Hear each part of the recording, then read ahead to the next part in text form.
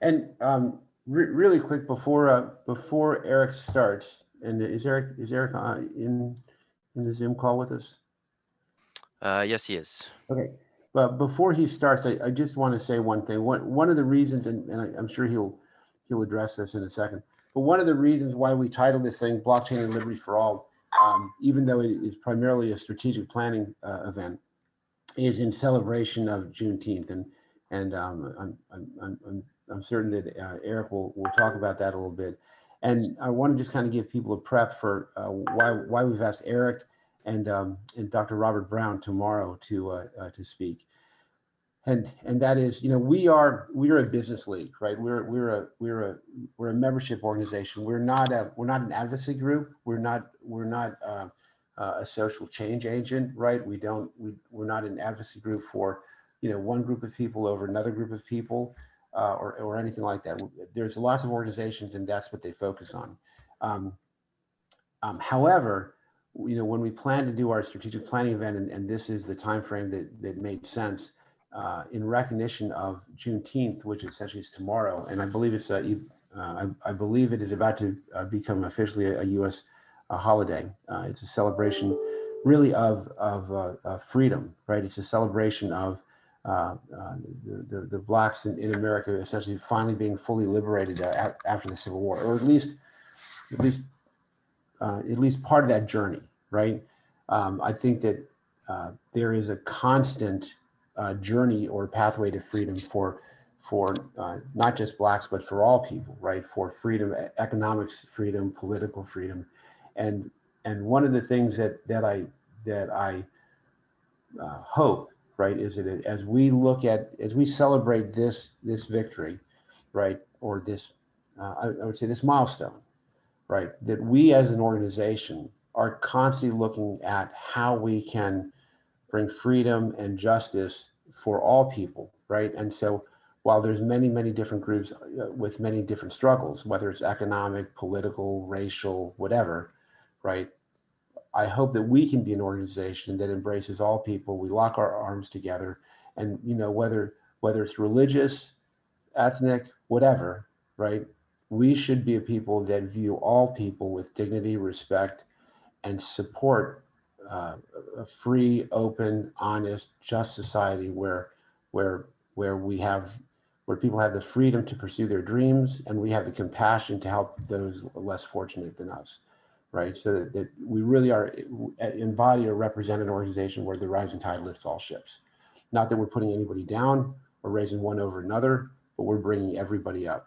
And Dr. Robert Brown, who you'll hear more about tomorrow, embodies that philosophy. And while he said he doesn't know a lot about blockchain, his struggle in the civil rights space for decades, and not just civil rights, but he was focused on bringing people together. I said, Dr. Brown, our leaders need to hear from you, right? Because we're going to face many similar struggles, and we need to hear about your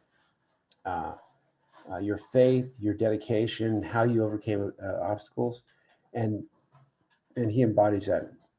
And the reason why I'd asked Eric to be a keynote speaker today is Eric has been really fighting the same fight in a way, and I've had spent a lot of time with Eric, and I can tell you there's probably nobody with as much character and integrity, heart for people, and just a dogged determination as Eric is. I've seen him working on his books, and he'll tell you a little bit more about that. But I couldn't have a finer set of keynote speakers at this event than Eric Guthrie and Dr. Robert Brown. So with that, Eric, let me turn it over to you. And again, I'm enormously grateful for the sacrifices and contributions you made to GBA and really to the world. So with that, Eric, the floor is yours.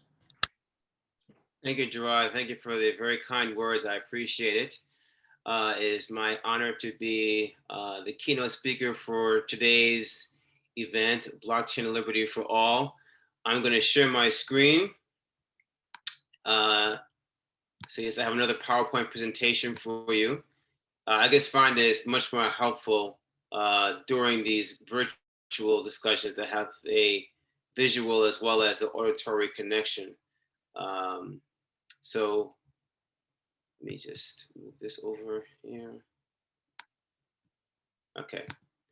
So I kind of taking a little bit of a generational spin on my presentation today, and it's called From Texas to Tulsa to Technology, the Journey to Liberty and Freedom. A bit about me, Gerard mentioned a few things. I am the president of Better Me, Better We, which is a training and consulting company. You saw it on my training presentation. That's the company I use to do trainings for GBA. As you know, I'm director of the Blockchain Association, the Government Blockchain Association training programs. I am the author of the book Diversify or Die, which has won 2 awards, and the author of Blockchain or Die, which is an Amazon #1 bestseller twice and has won 3 awards. I'm also the partner in the Cogent Law Group, and they're a good friend and contribute to GBA on a regular basis. And also I have a podcast.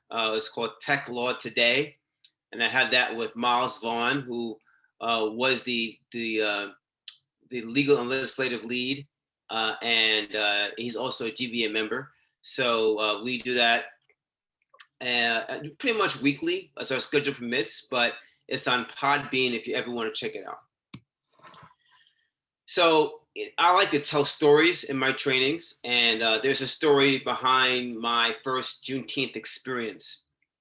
I didn't know what Juneteenth was, and in 1995, 96, I moved to Hartford, Connecticut from New York, and I started practicing law up there, first for the state of Connecticut and then in the private sector. But I got invited to a Juneteenth event at what's called the Wadsworth Athenaeum, which is the primary museum in Hartford, Connecticut. Anyone that lives in Hartford and knows it knows that that's the museum to go to. So I was like, what is Juneteenth? Now, graduating from Morehouse College, an all-Black, all-male school in Atlanta, Georgia, this is the logo for the school. I had studied, pre-slavery, slavery, and post-slavery studies.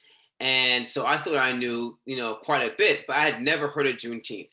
So I put on my tuxedo, go to the Wadsworth Athenaeum on the Juneteenth day, and there was a speaker there talking about the history and some of the oral traditions that were passed down from generation to generation about Juneteenth. And she was a very impassioned speaker. She really broke down a lot of things that, that are very public knowledge, but also some of the traditions and some of the stories that broke down that kind of were transferred down by oral tradition. And some of them were so tragic and so heartbreaking. I mean, we were just captured by her conversation and by, what she was trying to tell us. And it was really kind of actually very heartbreaking what they went through in those 2 years when they were actually free, which we'll get to in a second. So we left the seminar and went to the cocktail hour, and we didn't feel like partying very much because we were so, wrapped up with what she was saying. But eventually we came out of the malaise and became involved in the festivities. There's about a group of 50 of us. And every year we went back to Wadsworth and continued our Juneteenth celebration. They never brought her back. I think it's because, if you're having a party there, that's not exactly how you may want to start the party. But I'm very glad that I actually had that experience with her. And this is pre-internet. So I went to the library and began to check out books and read more information and more about the Juneteenth history. So that's my Juneteenth story. And, back then, no one knew about it. And now it's a national holiday as of yesterday. So this is a big recognition for Juneteenth on the national stage as well as the global stage. So for those of you who don't know the history of Juneteenth, I'm just going to give you a quick synopsis. After Lincoln freed the slaves after the Civil War, Lincoln signed the Emancipation Proclamation. And so the Confederate states, according to law, had to free the slaves. Well, the western part of Texas did not do that. And there's some theories or there's some history as to why that didn't happen. One was that the messenger that was going down there, probably on horse, was intercepted and killed, so that way the message wouldn't get there. The other is that, well, the Confederates still controlled the South, so until, or that part of Texas, so until, you know, the Union got down that way and made them enforce the laws, they would say, well, we're not going to do it. And the other, and most likely reason, is because the slave owners knew that the slaves are free. They knew they were supposed to give them up, but they didn't want to give up the slaves. They didn't want to give up the labor force. They wanted to keep them in chains, keep them in bondage, and continue to abuse them, and, you know, have them continue to suffer slavery for 2 more years. So that is a brief and very tragic history of Juneteenth. But I want to bring this forward another about 100 years to Black Wall Street. Now, Black Wall Street in 1921, this is in the Tulsa Greenwood district of Oklahoma. And after slavery and after Reconstruction and all the things that happened, you know, sharecropping and all the other events that happened after slavery, a lot of the Blacks moved to certain areas and set up shop there to, you know, build a life for themselves. Well, so a large number of entrepreneurial and business owners moved to Tulsa, Oklahoma, in this Greenwood district. They set up doctor's offices. They set up manufacturing shops. They set up, you know, carpentry shops, pharmacies. They were so successful that they were buying their own properties, and they actually were building schools and educating their own children. So they became like the Black middle class of that time. And they were very successful at it. That's why it was called Black Wall Street. Well, on May 31st, 1921, the Tulsa Tribune reported a story that a Black man attempted to rape a white woman, and And that sparked a huge riot, and there was all types of crime. There was arson, and there was even death. The rioting killed 300 people, and 800 African Americans, Black people, and 800 were injured. And it basically destroyed 35 city blocks. The Tulsa Tribune later retracted that story. So the story was written, but it was actually false. And the white citizens there, didn't matter to them that it was not true. Didn't matter they just read it. Didn't wait for any corroboration or any more information or an investigation. They just used their racial hatred, and they took it to the streets, and they literally killed 300 people, 800 injured. And by the way, those numbers are conservative. So that's the story of Black Wall Street, as you can see in the photograph there. You know, it was a city on fire. And one more thing I'll point out, that the governor called in the police and the National Guard to stop the rioting. What did the police and the National Guard do? They continued the rioting. They actually killed people. They actually stole objects. They actually, you know, burned houses down. So they contributed to the rioters rather than protecting the African Americans in the Greenwood district. So this is going to something that actually Gerard was saying earlier about, you know, looking out for corruption. Almost everybody, if not everyone, knows this phrase: power corrupts, and absolute power corrupts absolutely. That's a quote by Lord Acton. And it's so well known because it is extremely true. Even looking at Bitcoin, when Satoshi Nakamoto created it, one of the reasons that, you know, we know he created it was to, you know, root out the corruption and the greed that was in financial systems. Now, do I think that he knew that it was going to go all the way to civil justice and equity and, you know, providing a global equitable solution? Probably not. But that's what happens when you challenge a power structure. People learn how to use it to challenge their own power structures that are, you know, infringing upon them. So when you look at power and what I call the power play, right? You have this, the power is centralized at the top. The bottom of the pyramid, usually whether it's corporate or organizational or governmental, may be diverse. It may not be diverse, but as you climb up the ladder, every statistic shows, whether it's race, sex, sexual orientation, religion, the power gets much more concentrated at the top. And that's where all the decisions are made. That's where laws are written. That's where policies are written. That's where communications take place. That's where assets are created or controlled, and so many more things, right?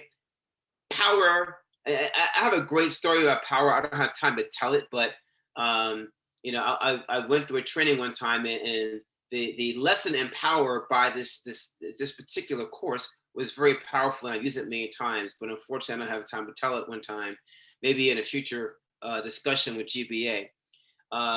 So, how do you take power out of the hands of the people that are abusing it? Because don't forget, power corrupts, and absolute power corrupts absolutely. Well, the key there is decentralization, right? And this is where we begin to take the conversation from Texas to Tulsa to technology.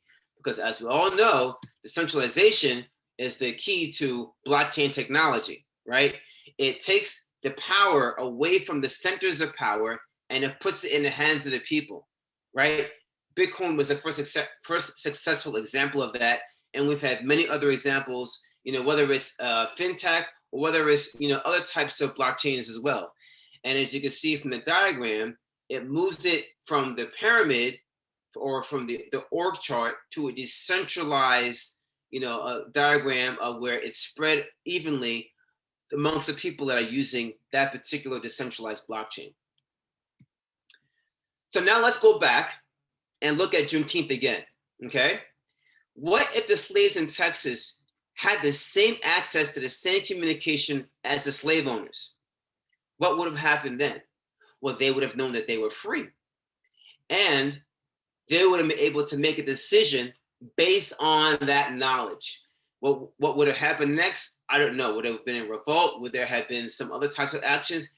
Can't tell you that. But what I can tell you is they would have had the information to make the decision. And that is one thing a decentralized blockchain can do, as you all know, right? All the information is shared. It goes to everybody. As long as you have, you know, some type of action, as long as you have a node on the blockchain that's being used, you have access to the same information. The power is distributed because it's decentralized, okay? And as I said before, now as of yesterday, Juneteenth is a national holiday. The bill passed through the House, it passed through the Senate lightning fast. Biden signed it into law, and now for the first time in about 35 years, the last national holiday that was created was Martin Luther King Day, alumnus of Morehouse College, by the way. Now we have Juneteenth. Let's revisit Black Wall Street. And this one has a little more complexities, a little more moving parts to it. So what if the Black businesses in Tulsa, Oklahoma, and Black Wall Street were decentralized, okay? So the first question is actually, before we even get to what I have on the slide, right? The communication that came out by the Tulsa Tribune was, you know, that a Black man attempted to rape a white woman. Well, excuse me. What if the information that had to be put in that newspaper, what if it was a blockchain communication? It had to be verified and validated, right? And in that case, it wouldn't have even gone out until that was done, until whether it was a decentralized blockchain or whatever nodes they were using to validate, you know, they validated it before it went out. If that had happened, if that was a situation, the Tulsa riots never would have happened. Greenwood District would have been safe and secure, and those businesses would have not been destroyed. And not only that, when you look at, you know, things that happen based on whatever culture, whatever country, whether it's race, religious, sexual orientation, whether it's nationality, what have you, ethnic cleansing, when you destroy the business or the homes of people like this, right? It impacts generational wealth. These are families that will now be homeless. These are families that now have the possessions taken from them, which otherwise would have been left down to generation and successive generations. So this type of violence and action actually has ripples effect that can go on for hundreds of years. Some of these businesses in Tulsa may have created some multimillionaires, may have created some hugely successful businesses that would have changed the landscape of America and the world. But we will never know that because they were destroyed, okay? So when you look at the power, you know, power creates ripple effects that if used improperly can be devastating for generations. So that's the communication. Let's talk about the businesses, right? They burnt down buildings. Well, as we know, you don't need to have a building to run a blockchain. You just need internet and you need the nodes/computers.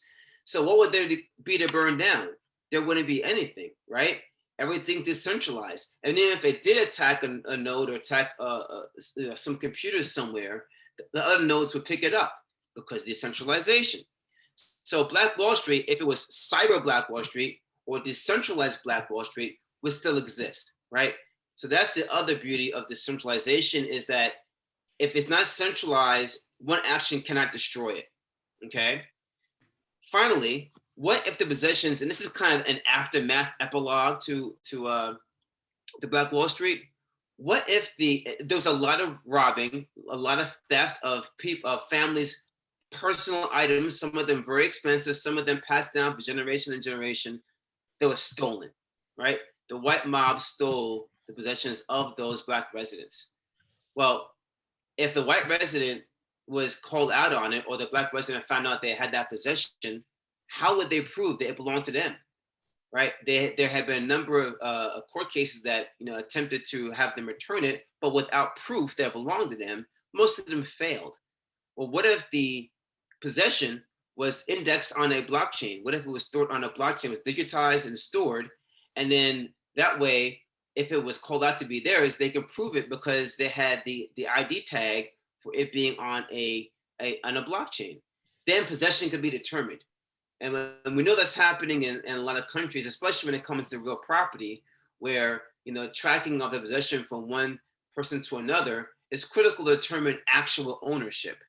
So those are three ways that I could think of that, when you go from Texas to Tulsa to technology for justice and liberty, that blockchain technology can play an actual role, or will be playing an actual role in liberty and justice for all. So I'll wrap up by saying this, right? I have been in this role as a GBA training director for 3 years now. And the people that I've met on this call and all throughout leadership calls and all throughout conferences, they have been the brightest, most impressive people that I've met in most of my volunteer efforts. And I've been very impressed and very honored to serve aside, all of you, quite frankly. We have the ability to create blockchain solutions for justice and liberty for all. We may already be doing it, right? But the bottom line is this organization can make a true global impact by doing it under our leadership, which with Gerard and some of the other GBA leaders, again, fantastic, smart, wonderful, diligent people. So I challenge us, myself included, to be that change that blockchain can make in the world, because we can create justice and liberty and all through technology. That's my information. There's a whole lot there, so I left that slide for last, so you can take a picture of it or something while we're doing Q&A. Again, I thank you for giving me the time to be your keynote speaker. I hope I gave some knowledge germane to the topic of the leadership conference for the next day and the other day. And I look forward to hearing tomorrow's keynote as well. So I'm going to pause there and say thank you and take any questions. Hey, Eric, I just want to share with you, I'm on some other communication channels and stuff like that. And somebody on Signal, I think it was Signal, they said, Eric Guthrie's keynote on GBA blockchain and liberty for all, freaking amazing. And somebody else said, yes, it's fantastic. Oh, thank you. I appreciate that. There's a bunch of other stuff there. So you're getting rave reviews from different ecosystems that are dialed in through the Zoom link and stuff like that, or the I'm getting them too on LinkedIn. So thank you. I appreciate that. Well, so the real question is, I can't see the questions. Let me come out of my screen. Are there any questions from me, from anybody? Yeah, the real question that I have for you and for everybody is how do we take this sentiment, right, and how do we drive that into into the future, right? So we want to take the input from this event and put together a strategic plan for the next couple of years. And Eric, you can answer, or anybody else in the Zoom link. And if anybody, I'll put the Zoom link out on Easy Expo again. But yeah, I'd like to hear some thoughts about, how do what are some concrete things we can do to make this happen? So the floor is open to anybody who'd like to. And if anybody else wants to hit the Zoom link and come in and join the conversation, please feel free to do that. Well, while we're waiting, I'll start. When we talk about, justice and liberty and equity, we're talking about the basic rights, human rights for people, no matter what country you're in. And unfortunately, all countries don't view it the same way. So we have to create, I think the first thing to do, the first consideration is to, and you mentioned this before, Gerard, when you create GBA, you had a foundational concept, and you had, the principles that, were going to be the guiding principles for GBA. Well, the same principle applies here, right? The main difference is what you did was for an organization. What we're doing is for the fairness for humanity, right? So the scope is much bigger, but the technology is the same. And, we will have to be able to say to ourselves, let's put together these principles. And then once we have these principles, we build the technology, we use the technology around these principles to support them and to encourage youth to engage them and to communicate them. So the first thing is the principles. After that, we begin to just figure out how we're going to incorporate it. And that's where the true magic is going to happen, right? I mean, figuring out, the many nuances, legal, policy, different cultures, different issues that are being addressed on the broad scale. That's what this decision or this action would have to be around. So I'm going to stop there, and I'm going to see if any other comments from the folks in the room.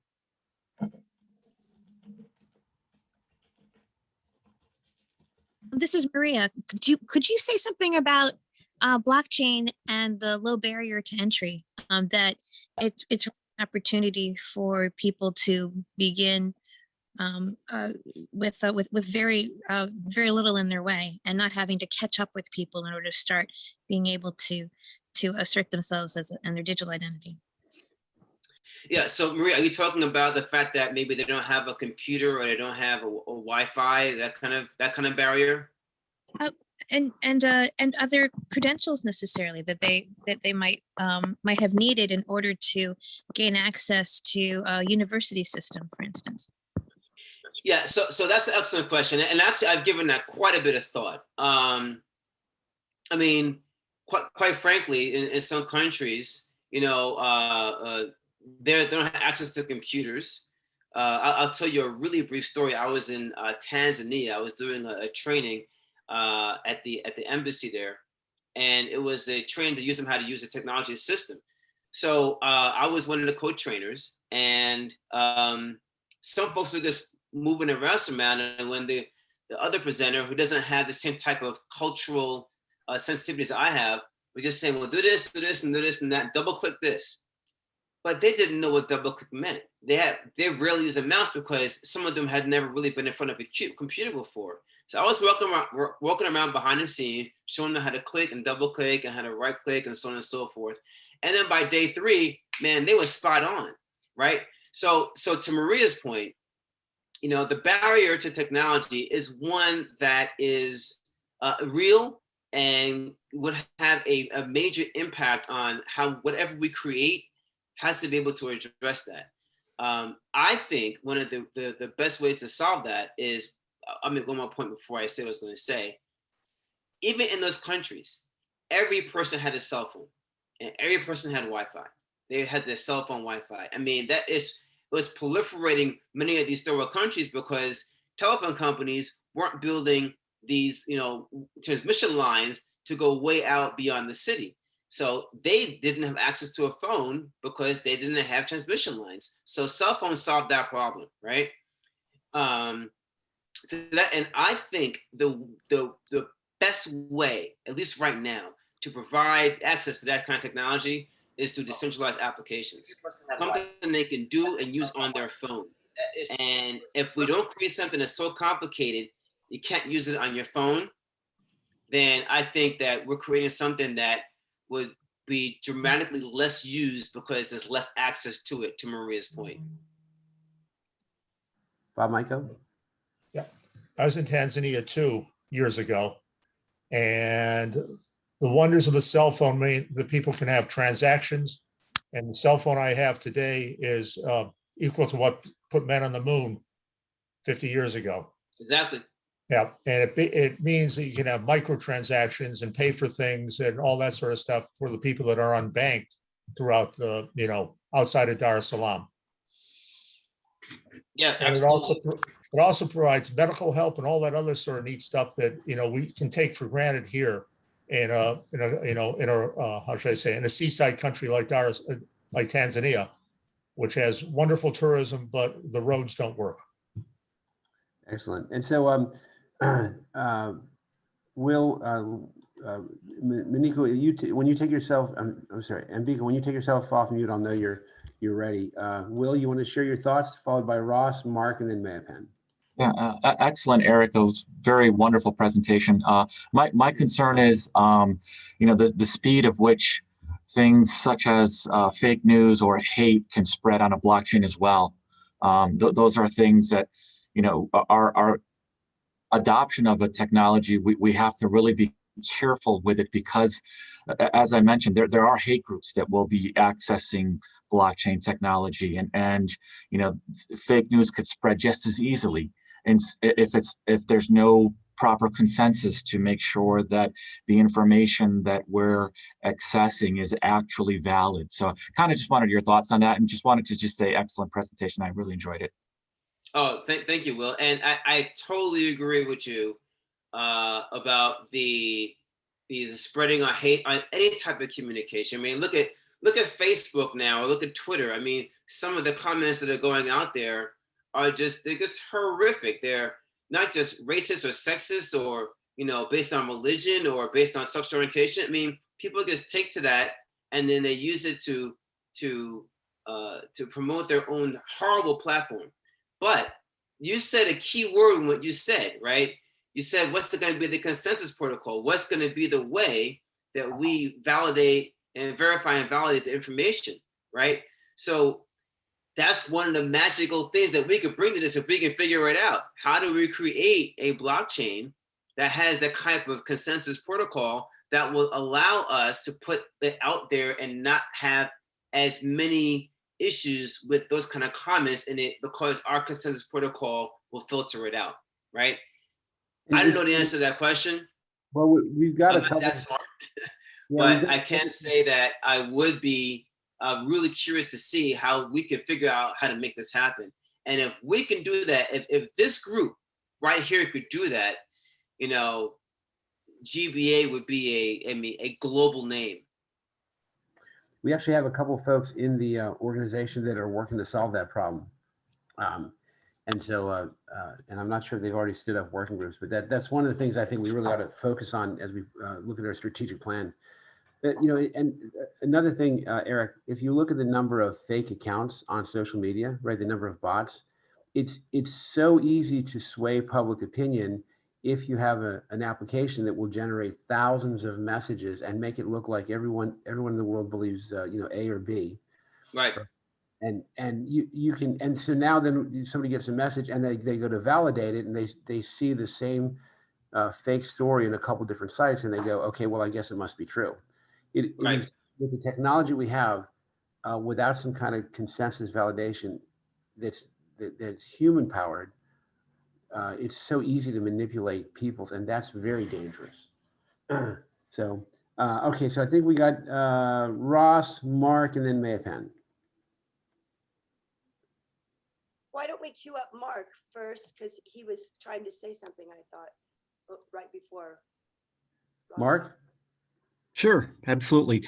So I would actually argue that there's not a technological divide as much as there's an economic divide. As previously mentioned, if you have a cell phone, you've got access to a lot of blockchain functionality. If you've got electricity and most difficult, about $200, you can run a full up blockchain node. And it's not that difficult to do. So it's really a matter of economics and a small bit of training. Also, with reference to Gerard's comments about the massive Sybil attacks, as they're called, where thousands of Twitter accounts point to the same false news feed. I'll be presenting a system that the GBA will hopefully be developing over the next few years that should address that tomorrow. Awesome. Yeah, so I mean, Mark raises a good point. The access to technology is also an economic one. But when you consider the economics, there's one other factor to consider, which is, you know, the needs of the daily needs of the people. So if they have enough money to pay rent or mortgage and pay for, you know, food and so on and so forth, and the technology option comes last, then access to technology is being frustrated by the fact that they don't have the discretionary funds to really, you know, use and purchase what they need for technology to be able to use these, you know, blockchain products. So, you know, they go hand in hand, quite frankly. And I mean, a brief example: I was an attorney for a cable company during the 2008 mortgage crisis, and what do you think was one of the first bills that people stopped paying? Their cable bill. So, including their internet bill as well.